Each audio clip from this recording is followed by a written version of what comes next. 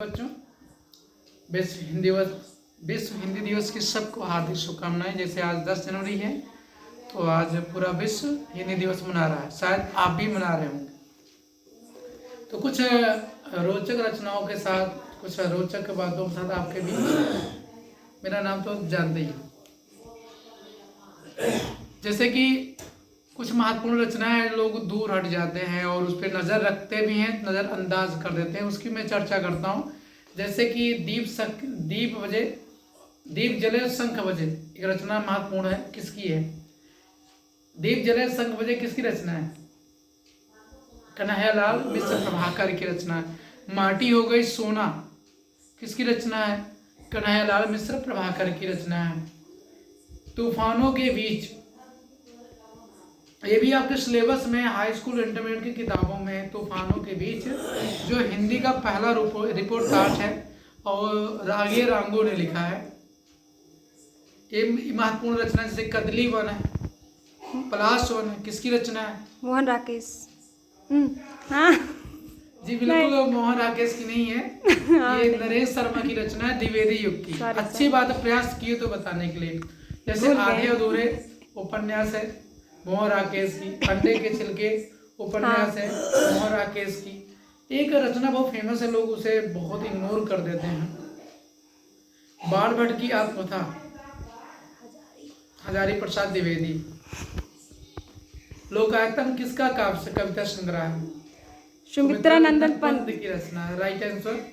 अब जो मैं पूछने चल रहा हूँ शायद बहुत ही अच्छा है कि एक रचना भी मेरी बहन ने जिक्र किया छोटी, कि वेदिकी हिंसा हिंसा न भवति, भारतीय हरिश्चंद्र की रचना।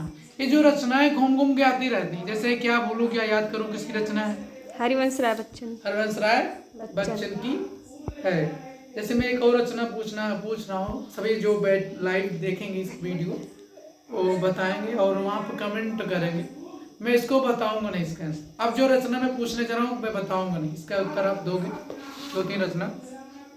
जैसे एक पृथ्वी पुत्र किसकी रचना है? पृथ्वी पुत्र किसकी रचना है? देखिए किताब में वो, क्योंकि छोटी सी रचना है, छोटा। पृथ्वी पुत्र किसकी रचना है आपको बताना पड़ेगा। तपोभूमि किसकी रचना है ये बताना पड़ेगा। तपोभूमि किसकी रचना है? गिरती दीवारें किसका उपन्यास है? उपेंद्र नाथ अक्ष की रचना है।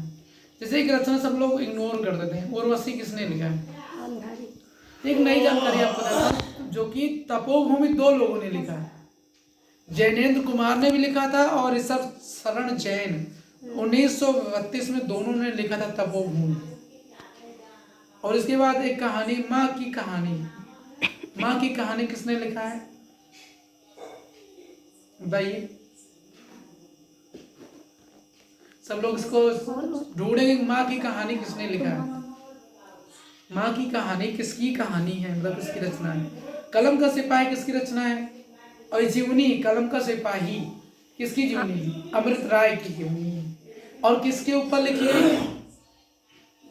मुंशी प्रेमचंद के ऊपर लिखी गई। किसके ऊपर लिखी गई थी? हिंदी प्रदीप किसकी पत्रिका है? बालकृष्ण भट्ट की है। एक बहुत फेमस पत्रिका थी। हंस किसकी है? सरस्वती पत्रिका के प्रथम संपादक कौन थे? श्याम सुंदर दास थे। उसके बाद उसके जो संपादक बाद में हुए बेच्चू से महावीर प्रसाद द्विवेदी। परिप्रवास किसकी रचना है? हरियोध।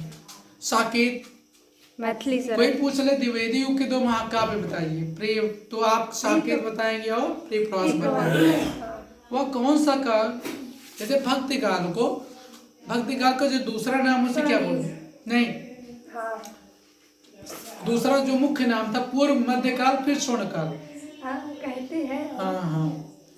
उत्तर मध्यकाल किसका नाम है? रीतिकाल का।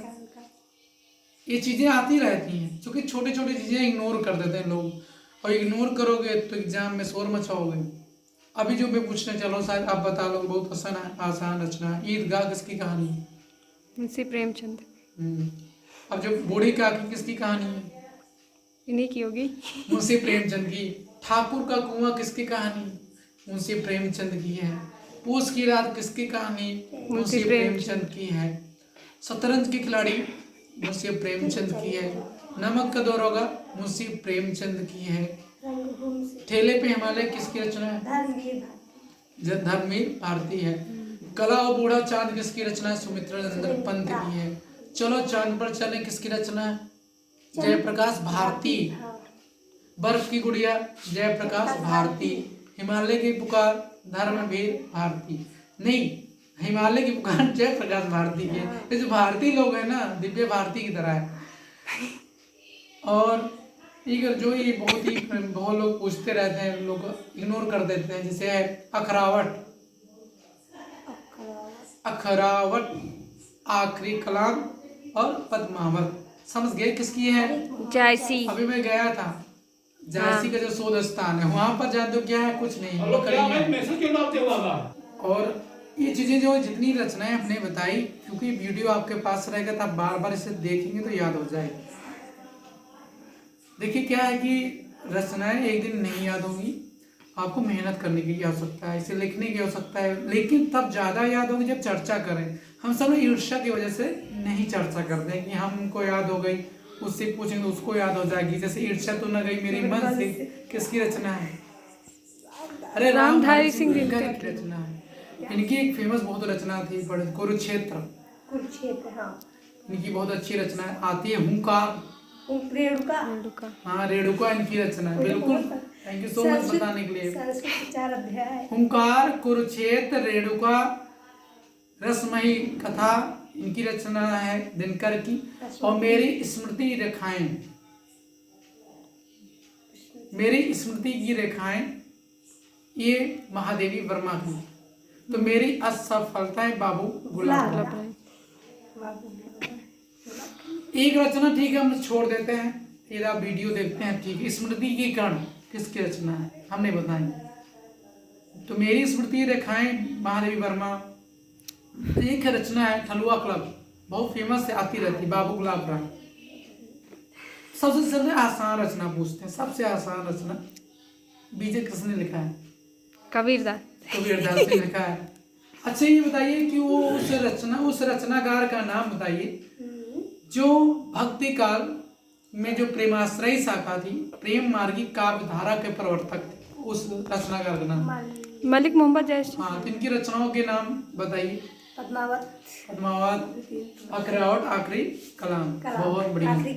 अच्छा, उस प्रवर्तक का नाम बताइए जिन्होंने द्विवेदी युग का रचना की थी। प्रवर्तक थे द्विवेदी युग। महावीर प्रसाद द्विवेदी। एक कौन सी पत्रिका का संचालन करते थे? सरस्वती। कहाँ से होती थी? बीएचयू से। 1800 की कली किसकी रचना है?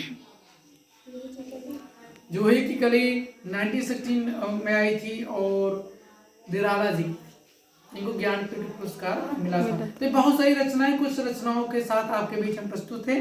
इसको पढ़िए, वीडियो देखिए, लिखिए, समझिए और रटिए और लोगों को शेयर करिए, चर्चा करिए। जब तक शेयर नहीं करोगे, जब तक फेयर नहीं करोगे तो काहे का हिंदी का केयर करोगे। जब केयर नहीं करोगे तो फिर हम लोग आई है कि वो सबको बोलूँगा नहीं बढ़ोगे। जो हिंदी को लगाव नहीं रखता तो रोता है। तो सबको एक बार फिर से विश्व हिंदी दिवस की शुभकामनाएं और नए साल की शुभकामनाएं। और इस वीडियो को देखिए, अच्छा लगे तो कमेंट करिए, ना अच्छा लगे फिर भी कमेंट करिए, अच्छा लगे तो लाइक करिए और नहीं मन करे तो डिसलाइक जरूर कर दीजिए और सब्सक्राइब भी करिए, लोगों को शेयर करिए। Thank you so much.